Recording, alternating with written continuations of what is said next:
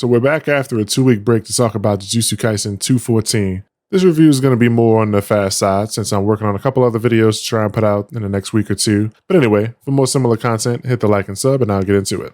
To kick things off, we continue where we left off with Sukuna fooling Hana, and we see him ripping her apart. He's torn off her arm and he's plucking some of the wings from her back. Afterwards, he chucks her at the guardrail on the rooftop, and I can't imagine what she's going through here. Like this is insane. I can't wait to see what this, the sound effects they use in the anime. It's gonna be like dong or whatever. But he chucks her at this guardrail. That shit bends up and she goes flying to the ground. Surprisingly, Yuji is back up on his feet and heading towards the building where Sukuna is, and he actually sees Hana and Angel falling from the rooftop, and her body hits the ground making a wood sound. Although in the fan scans it makes a different sound effect. It says splat. So you should check that out. There's going to be a couple times where I probably reference the unofficial scans since I feel like in some cases they're better, but you can, go with your own opinion here. Yuji sees Hana and Angel splat on the ground, and personally I don't think she's dead because the Kokone doesn't appear to tell Megami/Sukuna that he's gained any points for her murder. And I think at some point Angel will probably tag in to use reverse curse technique or something, or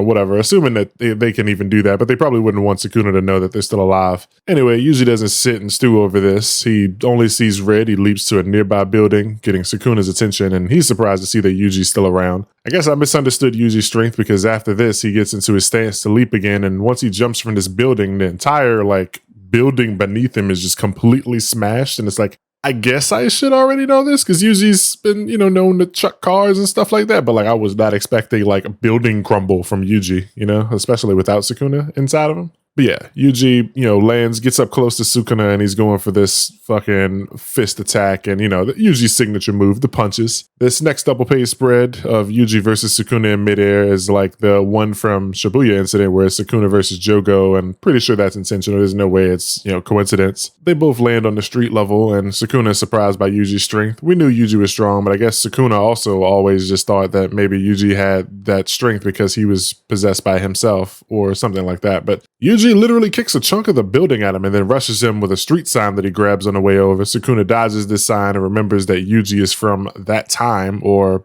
actually I think the unofficial translations uses back then.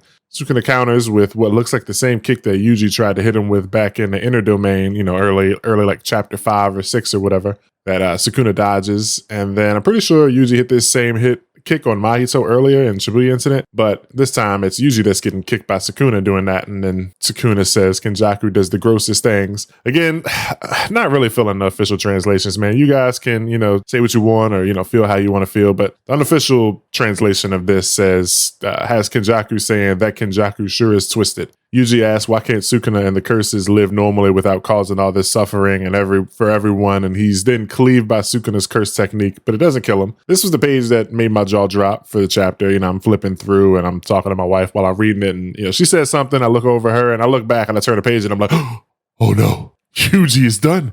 But he's good. He's not dead or whatever. But Yuji's on the ground. Sukuna says, to me, I want to know why you guys are so weak and why you think it's okay to wish for happiness when you're this weak. It's pathetic. Sukuna sees himself as a calamity, basically. Reminds me of Muzan from Demon Slayer. He was also another, I am basically a force of nature character, and it doesn't make sense to me that you humans are this pathetic and that you expect to live and shit when you encounter people like me. I can't remember what's said in the next lines in the official translation, but in the fan scans, Sukuna tells him, your suffering is natural and you people are meant to be chewed up. Yuji remembers that Sukuna is a curse and that they'll never see eye to eye, stands up and says, well, let's see if you can chew up me and my suffering, which, Sukuna replies, try me. This feels a lot more in character for these two characters, especially, we know that Sukuna is like a cannibal or whatever, so it makes it flows better to have Sukuna say, chewed up, and Yuji to be like, chew on this shit.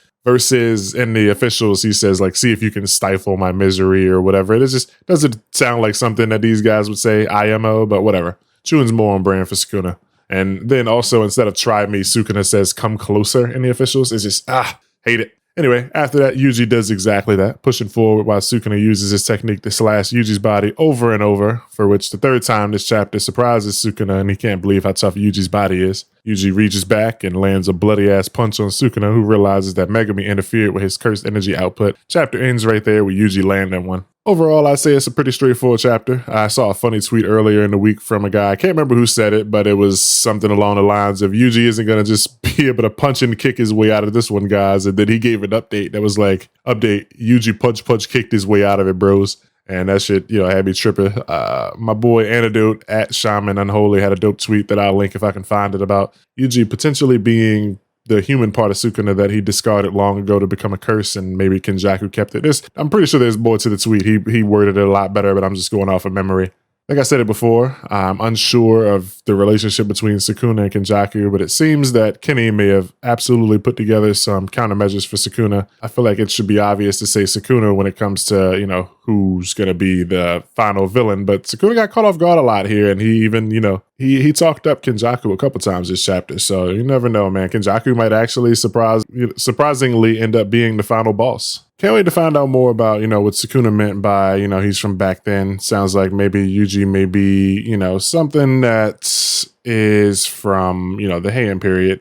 He might not be a young buck like, we all thought. Maybe he's, some sort of womb that was created, hundreds of years ago, and just now Kenjaku found a body that was able to handle that or whatever, but so. Forgot to mention, I guess it doesn't look like Yuji used reverse curse technique here. I know it looks like he got his shit blown out when Sukuna punched him across the buildings, but Yuji's still missing his finger here, so I don't think it's reverse curse technique. I guess the energy from the punches just would knocked out, the back of his shirt or whatever. It's exciting to see Yuji's development from the way he was before, feeling like his destiny was set in stone and he was just this cog who already had his death decided for him, but his fate's basically been stolen from him now, and he's on a different path that isn't so set. We don't know where he will end. We're just all, along for the ride here. Pretty sure this punch isn't going to do much, not going to have much of an impact next chapter, but we'll see what'll happen. Will Takaba and Maki finally show up? I'm thinking something will happen that'll give Sukuna a way to leave the area, not as a retreat, because he's not going to run away, but maybe he creates a situation where, he gets to watch Yuji scramble. He,